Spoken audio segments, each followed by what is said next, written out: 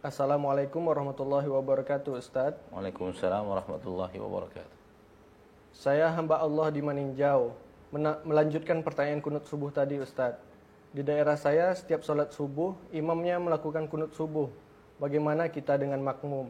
Apakah harus mengikuti imam atau diam saja, Ustadz?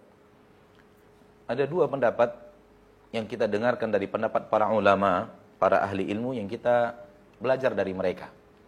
Agama Allah. Sunnah Rasulullah SAW. Kita temukan dua pendapat. Pendapat yang pertama, pendapat yang mengatakan ikuti kunut imam. Ketika imam angkat tangan, kita pun angkat tangan. Disebabkan kita adalah makmum. Dan makmum berkewajiban mengikuti imam. Berdasarkan hadis Nabi SAW, innama ju'ilal imamu liyutamma bih. Sesungguhnya imam dijadikan imam untuk diikuti. Berhubung imam kita berkunut, Nabi mengatakan imam dijadikan imam untuk diikuti. Maka sebagian ulama berpendapat kita tetap kunut bersama imam yang kunut.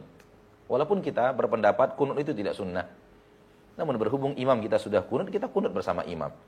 Mengamalkan hadis Nabi, innama ju'ilal imamu liyutamma bih. Sesungguhnya imam dijadikan imam untuk diikuti. Ini pendapat yang pertama. Ada pendapat yang kedua yang kita dengarkan langsung dengan hadirnya kita di majlis-majlis para ulama. Pendapat yang kedua mengatakan tidak perlu ikut imam kunut subuh. Dan kita tetap berada pada posisi i'tidal, itu tangan yang ke bawah. Dan tidak diangkat walaupun imam mengangkat tangannya. Ini pendapat yang kedua. Berdalil dengan bahwa amalan ini bukan amalan sholat. Dan imam telah melakukan gerakan yang bukan gerakan sholat. Walaupun ada khilaf, namun khilafnya lemah. Dan kita lebih setuju kepada pendapat tidak ada kunut dengan cara yang seperti ini. Maka orang yang berpendapat seperti itu, dia tidak perlu mengikuti imamnya. Dan dia beri'tidal dalam posisi i'tidal sebagaimana biasa, tanpa harus mengikuti imam.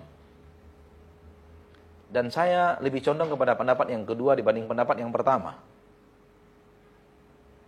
Pendapat yang kedua menjawab dalil pendapat yang pertama, innama ju'ilal imamu liyutamma bih, dengan mengatakan bahwa perintah mengikuti imam adalah ketika imam melakukan gerakan yang benar.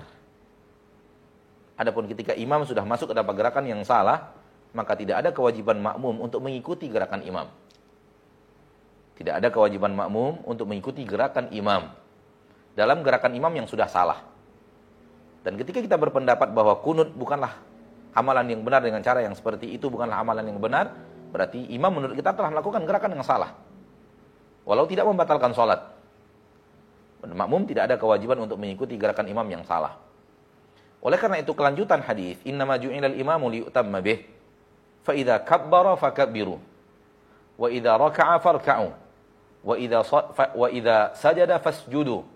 Wa idza shalla qa'iman fasallu qiyaman wa idza shalla qa'idan fasallu qu'udan ajma'in. Kelanjutan hadis adalah imam diikuti imam untuk diikuti, imam dijadikan imam untuk diikuti. Apabila dia bertakbir maka segeralah bertakbir. Apabila dia ruku' maka segeralah ruku'. Apabila dia sujud maka segeralah sujud. Jangan terlambat. Apabila dia salat berdiri maka salatlah kalian semuanya berdiri. Apabila dia sholat duduk, maka sholatlah kalian semuanya duduk.